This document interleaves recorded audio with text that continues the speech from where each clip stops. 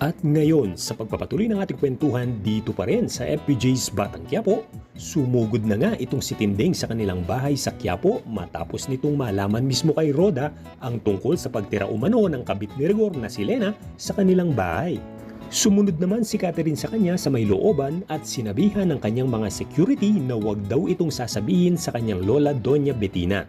Inabutan ni Tinding si Camille at tinanong kung nasaan si Rigor. Tiningnan niya ang kanyang kwarto ngunit wala ito. Kaya dumiretso na siya sa kanyang dating kwarto at inabutan niya roon si Lena na nakahiga. Galit na pumasok si Tinding at sinabunutan ng puwersahan si Lena, sabay sabing ang kapal daw ng mukha nito at sa mismong kwarto pa daw niya nitong si Tinding siya natutulog. Pinagsasampal ni Tinding si Lena dala ng kanyang galit dito habang sumisigaw na lumalaban din itong si Lena sa kanya. Naroon sa eksena si Camille at nagugulat sa pangyayaring kanyang nakikita. Maging sina Catherine at mga tambay sa labas ay naroon din sa may ibaba at kitang-kita ang nagaganap kina Tinding at Lena. Hindi pa nakontento si Lena at nakuha pang kuhanin ng baril sa ilalim ng kama at itunutok ito kay Tinding. Naglabas naman ang kanyang balisong itong si Tinding bilang kanyang proteksyon. Nagkatutukan silang dalawa at naglabasan ng galit at maahanghang na mga salita. Sinabi ni Lena kay Tinding na marami na raw siyang napatay na kriminal itong si Lena sa Quiapo. At sumagot naman itong si Tinding na marami na rin daw siyang mga nakasagupang mga halangang bituka doon sa Quiapo. Matindi ang tensyon sa loob ng bahay kaya naman mukhang na-stress na yata itong si Camille at biglang sumakit ang kanyang tiyan. Lumapit naman bigla si Tinding kay Camille para alalayan ito. Kaya naman natigil pansamantala ang gulo, ngunit itong si Lena ay pumasok sa kanyang kwarto at pinagsasampal at pinagbubugbog pa ang kanyang sarili. Pagka-uwi nila Tinding sa mansyon kasama si Senyorita Catherine ay humingi ito ng pasensya sa nangyari bunga ng kanyang inasal sa kanilang bahay. Naunawaan naman ito ni Catherine ang mga nangyari at sinabi nilang kay Tinding na wag na lang daw itong ipapaalam kay Doña Bettina. At sa kusina nga ay nakita ni Noy na nakauwi na itong si Tinding.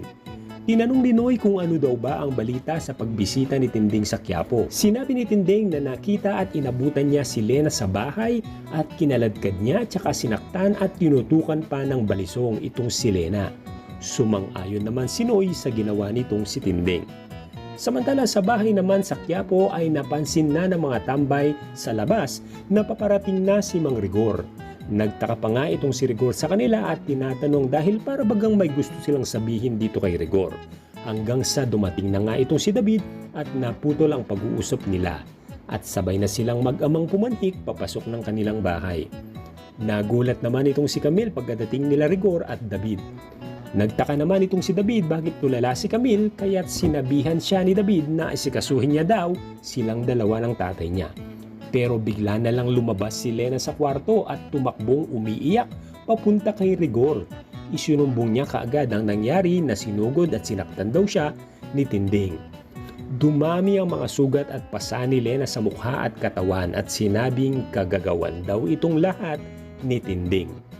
Tinanong naman nila Rigor at David itong si Camille kung nakita niya ba ang nangyari. Ngunit sinabi ni Camille ang totoo na kanyang nakita. Kaya galit na galit itong si Lena sa kanya at sinabi kay Rigor na siya daw ang dapat paniwalaan. Nagalit din itong si David kay Camille at sinabing napakabobo daw nitong si Camille at hindi nag-iisip. Dahil noong una daw ay si Tanggol ang kanyang kinampihan, tas ngayon daw ay si Tinding naman. At sa pag-uwi nga ni Marites sa kanilang bahay, sa harap ng hapagkainan ay tinanong ni Marites si Camille kung ano daw ba ang kanyang tunay na nakita. Tinanong niya kung sino ang may kagagawan ng mga sugat ni Lena. Sinabi ni Camille ang totoo at si Lena lang daw ang may gawa nito sa kanyang sarili. Ngunit hindi naniniwala si Rigor at sinabing hindi niya daw paniniwalaan si Camille. Sumagot naman si Marites at sinabi kay Rigor na sige daw ipagpatuloy lang daw ni Rigor ang paniniwala kay Lena at tuluyan niya na daw ipalaso ng utak niya sa mga kasinungalingan. Samantala pagkadukot ng grupo nila Pablo kay Bubbles ay kanila itong itinapon sa may basurahan. Nag-aalala na nga itong sina Lola at sina Emong kay Bubbles lalo na nang umuwi si Tanggol na hindi kasama si Bubbles nang ito'y kanyang hanapin sa Quiapo. At mula dito ay napansin nila itong si Bubbles na pauwi na ngunit susuray-suray na puro pasa at punit-punit ang kanyang damit. Sinakluluhan siya nila Tanggol at Emong. Iyak nang iyak naman itong si Lola sa nakitang kalagayan ng kanyang apong si Bubbles. Binuhat ni Tanggol si Bubbles at ipinasok sa loob ng bahay. Tinanong nila kung ano daw ba ang nangyari kay Bubbles, hanggang sa aminin na nga nito na ginahasa siya ng mga nakamaskarang mga tao. Sakto naman na nakatayo si Tanggol nang mamataan niya sa may bintana ang mga sasakyan na papalapit at may mga sakay na taong nakamaskara. Kaya pinadapa niya kaagad ang lahat nang maramdaman niyang pagbabarilin na ng mga nakamaskara mga tao ang kanilang bahay. Pagkatapos paulan na ng bala ang bahay ay kaagad namang umalis ang grupo nila Pablo na nakamaskara nga. Tumuloy na muna itong sina Tanggol at ang iba pa sa bahay ng kaibigan ni Bubbles dahil nga sa delikado ngayon ang kanilang bahay. Sinabi ni Pablo dito sa kanyang kanang kamay na si Ruben na hindi pa daw tapos ang paghihiganti niya kay Bubbles at Tanggol dahil umpisa pa lang daw ito. Hanggat wala daw tumutumba sa kanilang dalawa ni Tanggol ay magpapatuloy ang kanyang paghihiganti.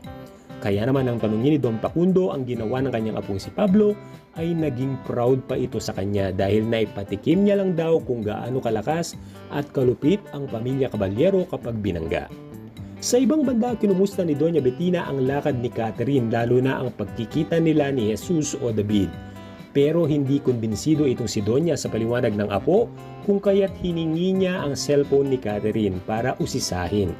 Hanggang sa nakita na nga niya itong video ni Tanggol nung tinulungan siya nito sa Quiapo nang ma-snatch itong si Catherine kasi nga binidyo noon ni Catherine ang Quiapo.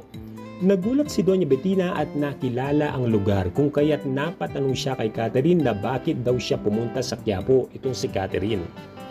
Nakuha pang mag-text mismo ni Doña Bettina kay Jesus gamit ang phone ni Catherine. At nabasa naman ito kaagad ni Jesus o David. Napapa-smile pa nga itong si David habang nagbabasa ng mga text kuno ni Catherine. Kaya naman nilapitan siya ni Camille at kinuha ang cellphone ni David at tinanong bakit daw ngingiti-ngiti itong si David na kung sino daw ba ang ka-text nito. Nagalit naman si David at kinuha ang cellphone dito kay Camille at sinabing wag na wag daw niyang pakikialaman ang lahat ng transaksyon nitong si David.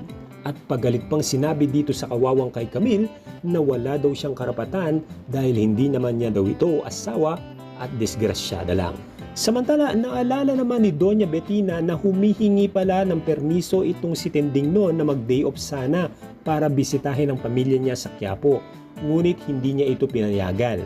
Kaya naman ipinatawag niya si Tinding at sinabing nakipagkuntsaba raw itong si Tinding sa kanyang apong si Catherine para lang daw makapunta siya sa Quiapo. Magpapaliwanag si Tinding ngunit sasabat naman si Catherine para matapos na lang ang usapan. Marami pang magaganap pakatutukan dito lang yan sa FPJ's Batang Quiapo.